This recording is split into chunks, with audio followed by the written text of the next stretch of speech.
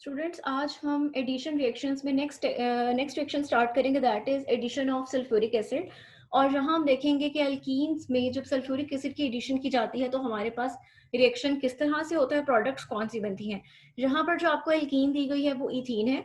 Reaction उसका हो रहा है सल्फ्यूरिक एसिड के साथ which is present in cold and concentrated form. या आपको सल्फ्यूरिक एसिड का स्ट्रक्चर ओपन करके दिया गया है। इसमें आप ध्यान से देख लीजिए कि सल्फर दो डबल बॉन्ड्स यानी एक डबल बॉन्ड यहाँ ऑक्सीजन के साथ बना रहा है और एक यहाँ बना रहा है, और यहाँ पर सिंगल बॉन्ड के साथ ऑक्सीजन और उसके साथ आगे हाइड्रोजन की बॉन्डिंग हुई हुई है, और इस साइड पर भी इसी तरह से है। जब हमारी दी गई एल्कीन सल्फ्यूरिक एसिड के साथ रिएक्ट करती है तो प्रोडक्ट हमारे पास क्या आती है, एल्काइल हाइड्रोजन सल्फेट। और ये जो एल्काइल हाइड्रोजन सल्फेट आएगा, इसको अगर आप फर्दर पानी के साथ बॉइल करें तो ये हमारे पास प्रोडक्ट क्या देती है, एल्कोहल। ठीक है, अब हम इस रिएक्शन को देखते हैं कि सबसे पहले आपके पास क्या होता है। सबसे पहले आपके पास जैसे ही सल्फ्यूरिक एसिड का मॉलिक्यूल अप्रोच करता है एल्कीन को, तो एक तो सल्फ्यूरिक एसिड का यहाँ से बॉन्ड ब्रेक होगा, और आपके पास यहाँ से जो कार्बन और कार्बन के दरमियान बॉन्ड है ये भी यहाँ से क्या हो जाएगा, ब्रेक हो जाएगा। बॉन्ड ब्रेक होने का मतलब क्या है, इसकी भी एक यहाँ से एक वैलेंसी खाली हो जाएगी और इस कार्बन की भी एक वैलेंसी खाली हो जाएगी। ये जो आपको हाइड्रोजन दिखाई दे रही है, ये क्या करेगी, ये कार्बन के साथ जाकर यहाँ पर अटैच हो जाएगी, जैसा कि आपको प्रोडक्ट में दिखाई दे रहा है कि CH2 की बजाय क्या दिया गया है, CH3। बाकी का पार्ट देखिए, सिंगल बॉन्ड आ जाएगा, साथ साथ प्रोडक्ट को देखते जाइए, CH2 आ जाएगा, सिंगल बॉन्ड। सिंगल बॉन्ड के आगे क्या होगा, ये वाला, क्योंकि यहाँ से भी तो एक बॉन्ड टूटे ना, इसकी वैलेंसी खाली है, तो सिंगल बॉन्ड के आगे ये पूरा पार्ट आकर अटैच हो जाएगा। जिसको उन्होंने कैसे रिप्रेजेंट किया है, उन्होंने आपके पास इस तरह दिया हुआ कि हाइड्रोजन तो निकल गई, तो यहाँ बॉन्ड कौन बनाएगा, ये वाली ऑक्सीजन बनाएगी, जो कि उन्होंने आपको ये शो की है। और ये ऑक्सीजन आगे किसके साथ अटैच है, S, 3 मरतबा ऑक्सीजन और आगे हाइड्रोजन के साथ अटैच है। तो ये आपके पास क्या कहलाएगा, इथाइल हाइड्रोजन सल्फेट। ये वाला पार्ट आपका क्या है, इथाइल हाइड्रोजन सल्फेट। अब आपके पास क्या होता है कि जो आपके पास इथाइल हाइड्रोजन सल्फेट बनी है, या आपके पास अगर आप इसको वाटर की प्रेजेंस में बॉईल करें, बॉइलिंग कितने पर होती है वाटर की, 100 डिग्री सेल्सियस पर, तो आपके पास ये स्ट्रक्चर क्या होता है, अनस्टेबल होता है, इसकी डीकम्पोजिशन हो जाती है। अब वो किस तरह से होती है, आपके पास यहाँ से बॉन्ड ब्रेक होगा, और बॉन्ड ब्रेक होने पे अब वाटर क्या होता है, अगर आप वाटर को भी ओपन करके लिखें तो इट इज HOH। आपके पास ये होगा कि जब आपने इसको डीकम्पोज किया, यहाँ से जब बॉन्ड ब्रेक हुआ, तो यहाँ से बॉन्ड ब्रेक होने पर एक वैलेंसी खाली हो गई इस कार्बन की, उसके साथ वाटर का जो OH है वो क्या करेगा, वो इसके साथ यहाँ पर रिएक्ट करेगा और इस कार्बन के साथ अटैच हो जाएगा। इसका मतलब है जी क्या बन जाएगा, it will be CH3 CH2 OH, जैसा कि आपको यहाँ पर गिवन है, एल्कोहल बन गई।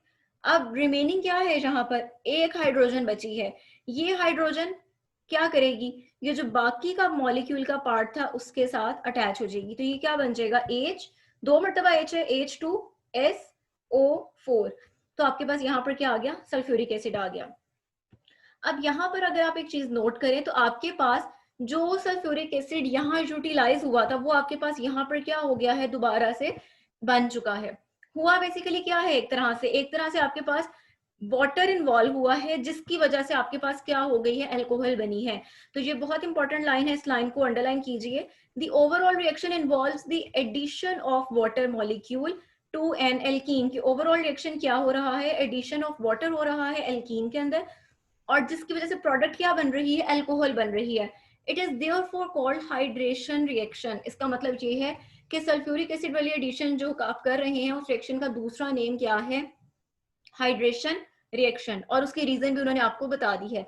अब यहाँ पर एक सबसे ज्यादा इंपॉर्टेंट चीज ये कि आपके पास जब भी आप सल्फ्यूरिक एसिड की एडिशन कराते हैं तो आपके पास प्रोडक्ट क्या आएगी, आपके पास प्रोडक्ट क्या आ रही है, एल्कोहल आ रही है। ठीक है, फाइनल, ये तो आपके पास पहला स्टेप था, ये दूसरा स्टेप था, तो फाइनल स्टेप तो ये वाला है ना। तो आपका इसका मतलब ये है कि अगर आपको दी गई इथीन से एल्कोहल प्रिपेयर करनी हो तो आप कैसे करेंगे, by the method of sulphuric acid addition. अब इसके लिए आप देख सकते हैं एक्सरसाइज का क्वेश्चन नंबर 14, और उस 14 क्वेश्चन के पार्ट ए पर आ जाएं। वहां पर आपको गिवन है how may ethene be converted into ethyl alcohol. आपको पेपर में इसी तरह से सवाल आएंगे, जरूरी नहीं कि डायरेक्टली आपसे पूछे जाएं। आपसे जैसे एक्सरसाइज में कन्वर्जन दी गई, आपसे इस तरह से पूछा जा सकता है। क्वेश्चन ये है कि आप इथीन से इथाइल अल्कोहल कैसे प्रिपेयर करेंगे, तो उसमें आप सारा ये रिएक्शन बताएंगे जो हमने पढ़ा है कि इथीन से अगर आपको इथाइल अल्कोहल प्रिपेयर करनी है तो आपको सल्फ्यूरिक एसिड से रिएक्शन कराना है, जो आपका हाइड्रोजन सल्फेट बनेगा, इथाइल हाइड्रोजन सल्फेट, उसमें आप वाटर ऐड करेंगे, सॉरी बॉईल करेंगे वाटर के साथ, तो आपको इस प्रोडक्ट में क्या आ जाएगी, एल्कोहल। तो अपने पास बुक्स में यहाँ लिख लीजिए एडिशन ऑफ सल्फ्यूरिक एसिड के साथ कि इस रिएक्शन की प्रोडक्ट क्या होती है, एल्कोहल होती है। जितने नंबर ऑफ कार्बन एटम्स वाली आपने इथीन यूज की है, अगर इथीन यूज की है तो एथेनॉल, प्रोपीन यूज की है तो प्रोपेनॉल, यानी जितने नंबर ऑफ कार्बन एटम्स वाली एल्कीन यूज करेंगे उतने ही नंबर ऑफ कार्बन एटम्स वाली एल्कोहल आपके पास प्रिपेयर हो जाएगी। और इसके अलावा इसमें ये भी लिख लीजिए कि साथ ही स्लैश डाल के इस रिएक्शन को हाइड्रेशन रिएक्शन भी कहा जाता है। क्यों कहा जाता है वो हमने रीजन पढ़ ली है। अब हम देखते हैं next reaction, that is addition of halogens, कि हम एल्कीन्स में हैलोजेंस की एडिशन किस तरह से कर सकते हैं। सबसे पहले तो आपको जो दिया है वो जनरल रिएक्शन दिया है, फिर हम प्रोसीड करेंगे इसके मैकेनिज्म की तरफ। जनरल रिएक्शन में आप देख सकते हो कि उन्होंने आपको जो ये शो की है एल्कीन, वो आपको शो की है, उन्होंने इथीन शो की है। और उसके बाद आपके पास जो हैलोजन है वो उन्होंने शो किया है, X2 शो किया है, यानी कोई भी आपके पास हैलोजन हो सकता है, क्लोरीन, ब्रोमीन, कुछ भी। अच्छा, यहाँ पर कंडीशन ये मस्ट आपने याद रखनी है कि ये किस प्ले कब होता है, कार्बन टेट्राक्लोराइड की प्रेजेंस में होता है, रूम टेम्परेचर पर ये होता है। और प्रोडक्ट क्या बनती है, जहां पर विसिनल डाइहेलाइड्स बनते हैं। हम पहले भी पढ़ चुके हैं विसिनल डाइहेलाइड का मतलब क्या है। डाइहेलाइड मतलब एक ऐसा मॉलिक्यूल जिसके अंदर दो हैलोजेंस मौजूद हैं, और विसिनल का मतलब क्या है कि वो दोनों हैलोजेंस एडजेसेंट, बिल्कुल साथ साथ वाले कार्बन एटम्स पर मौजूद हैं। अब यहाँ पर आपको बता रहे हैं कि ये रिएक्शन, सारे हैलोजेंस जो हैं वो इफेक्टिवली रिएक्शन नहीं देते। ब्रोमीन और क्लोरीन ये दोनों इफेक्टिवली रिएक्शन देते हैं। अगर आप फ्लोरीन के साथ करवाना चाहें तो रिएक्शन बहुत ज्यादा रिएक्टिव, फ्लोरीन बहुत ज्यादा फास्ट रिएक्शन देता है जिससे वो रिएक्शन कंट्रोल नहीं होता। और आयोडीन जो है वो इतना स्लो रिएक्शन है कि वो रिएक्शन होता ही नहीं, ना होने के बराबर है, तो हम कहते हैं कि आयोडीन डज नॉट रिएक्ट। तो हम यहाँ पर रिएक्शन शो किसके साथ करेंगे, ब्रोमीन या फिर क्लोरीन के साथ। अब हम देखते हैं कि ये रिएक्शन, ये तो आपको ओवरऑल बता दिया ना कि एल्कीन में आप हैलोजन ऐड करेंगे इस कंडीशन में तो विसिनल डाइहेलाइड बनेगा। लेकिन ये स्टेप आपके पास जो सॉरी ये जो रिएक्शन है वो 2 स्टेप्स में होता है। तो हम इसका मैकेनिज्म देखते हैं। सबसे पहले आ जाते हैं इसके हम ए पार्ट पर। ए पार्ट में आपके पास क्या होगा कि आपके पास ये देखें, ये उन्होंने शो किया है हैलोजन का मॉलिक्यूल, जैसे ऊपर लिखा था X2। X2 का मतलब क्या है कि आपके पास मॉलिक्यूलर फॉर्म में दिया गया हैलोजन मौजूद है, यानी यहाँ पर हैलोजन किस फॉर्म में मौजूद है, Br2, 2 नीचे आना है, ठीक है, जैसे आप मॉलिक्यूल लिखते हैं, फॉर्मूला लिखते हैं। अब ये जो Br2 ब्रोमीन का मॉलिक्यूल है, अगर मैं इसको ओपन करके लिखूं तो ये क्या होगा, ब्रोमीन, सिंगल बॉन्डेड ब्रोमीन। अब जैसे ही ब्रोमीन का मॉलिक्यूल एल्कीन को या दी गई इथीन को अप्रोच करता है, तो यहाँ पर जो इसके डबल बॉन्ड्स के इलेक्ट्रॉन है वो चूंकि एक्सपोज होते हैं, उनकी रिपल्शन की वजह से जो ब्रोमीन का मॉलिक्यूल है उसकी पोलराइजेशन हो जाती है, उसमें पोल्स बन जाते हैं एक साइड पे उसके, यानी वो चूंकि जब रिपल्शन हो रही है तो इलेक्ट्रॉन क्या करेंगे, खुद को वहां से अवे ले जाएंगे, जिसकी वजह से मॉलिक्यूल के एक साइड पर इलेक्ट्रॉन्स की चार्ज डेंसिटी कम हो जाती है और दूसरी साइड पर ज्यादा हो जाती है। जहां कम हो जाती है वहां पार्शियल पॉजिटिव चार्ज आ जाता है, जहां ज्यादा हो जाती है वहां पर पार्शियल नेगेटिव आ जाता है। अब आपके पास क्या होगा, अब आपके पास ये जो डबल बॉन्ड है इसका, ये जो आपके पास इसका डबल बॉन्ड है, ये क्या करेगा, ये इसके पॉजिटिव वाले पार्शियल पॉजिटिव पार्ट वाली जो साइड है उसके साथ रिएक्ट करेगा। और जो ये वाला पार्ट है, जैसे उन्होंने एरो शो भी किया है, ये वाला पार्ट यहाँ से क्या हो जाएगा, अलग हो जाएगा। यानी इसका मतलब क्या है कि इसका मतलब ये है कि एक तो ये वाली बॉन्डिंग यहाँ से खत्म हो रही है और इनकी आपस के जो कनेक्शंस हैं वो क्या हो रहे हैं, खत्म हो रहे हैं। अब आपके पास क्या बनेगा, CH2 एज इट इज आ जाएगा, सिंगल बॉन्ड CH2, और एक जो ब्रोमीन थी वो आपके पास यहाँ पर आकर अटैच हो गई, जैसे कि आपको ये शो किया गया है। इसको नाम दिया जाता है ब्रोमोनियम आयन का। अब आपके पास क्या होगा, जो यहाँ से ब्रोमाइड बचा वो कहाँ पर आ जाएगा, वो यहाँ पर आ जाएगा। अब हम देखते हैं कि नेक्स्ट स्टेप में क्या होगा। नेक्स्ट स्टेप में जो ब्रोमोनियम आयन है वो रिएक्ट करेगा ब्रोमाइड जो आपको ऊपर बना है आयन उसके साथ। तो वो यहाँ पर क्या बता रहे हैं, बल्कि इसके स्टेप्स को हम रीड कर लेते हैं ताकि आपको आसानी हो जाए। स्टेप 1 में था कि आपके पास अब bromine molecule becomes polarised as it approaches the alkene, कि जैसे ही आपके पास ब्रोमीन का मॉलिक्यूल एल्कीन के करीब आता है तो उसकी पोलराइजेशन यानी पोल्स बन जाते हैं, पार्शियल पॉजिटिव और partial negative. This polarized bromine molecule transfers a positive bromine atom to the alkene, resulting in the formation of a bromonium ion. कि जहां पर आपके पास जो पॉजिटिव वाला पार्ट है वो इसके साथ आकर अटैच हो रहा है और आपके पास क्या बन रहा है, ब्रोमोनियम आयन बन रहा है. अब सेकंड वाले पार्ट की भी लाइंस पढ़ लेते हैं. The nucleophile bromide ion. Nucleophile bromide ion किसको कहा है, इसको कहा है. क्यों? इसके ऊपर नेगेटिव चार्ज है. ये क्या चाहेगा, ये चाहेगा कि किसी न्यूक्लियस वाली स्पीशी के पास जाकर, ये न्यूक्लियस लविंग है, वहां पर जाकर ये क्या होना चाहेगा, अटैच होना चाहेगा. इसलिए इसको क्या नाम दिया है, nucleophilic bromide ion. Attacks on the carbon of the bromonium ion to form vicinal dibromide. इस पर जाकर ये क्या करेगा, अटैक करेगा. ठीक है. अब आपके पास ये रिएक्शन किस तरह से होगा, अब आपके पास ये इस तरह से होगा, ये इस पे जाके अटैक करेगा. अब यहाँ पर अटैक तभी पॉसिबल है ना, देखें कार्बन ने तो ऑलरेडी 1 2 और ये 3 4 बॉन्ड्स बनाए हुए हैं. ये तभी आकर अटैच हो सकता है जब यहाँ से ये बॉन्ड जो है वो खत्म हो जाए. तो आपके पास क्या होगा, यहाँ पर कार्बन CH2 ऐसे ही आ जाएगा और यहाँ पर ब्रोमीन आ जाएगा, यानी जो ये वाला ब्रोमीन था वो यहाँ आ जाएगा. फिर सिंगल बॉन्ड CH2, ये आ गया सिंगल बॉन्ड CH2 और ये आपके पास क्या आ गया, ब्रोमीन आ गया. तो ये आपके पास क्या बन गया, 1 2 डाइब्रोमोइथेन. और आपने ब्रोमीन को ऑपोजिट साइड्स पर इसलिए शो किया, यानी हमारे पास यहाँ ट्रांस प्रोडक्ट बनती है, क्योंकि अगर दोनों ब्रोमीन आमने सामने होंगे तो एक दूसरे के लिए हिंड्रेंस, एक दूसरे के लिए रिकावट का बाइस बनते हैं. स्ट्रक्चर स्टेबल नहीं रहता. तो स्ट्रक्चर की स्टेबिलिटी कब होती है, जब दोनों ब्रोमीन एक दूसरे के साथ ऑपोजिट साइड्स पर होते हैं. ये रिएक्शन बहुत ज्यादा इंपॉर्टेंट है क्योंकि इस रिएक्शन को यूज किया जाता है अनसैचुरेशन को आइडेंटिफाई करने के लिए कि किसी भी कंपाउंड में अनसैचुरेशन एग्जिस्ट कर रही है कि नहीं कर रही.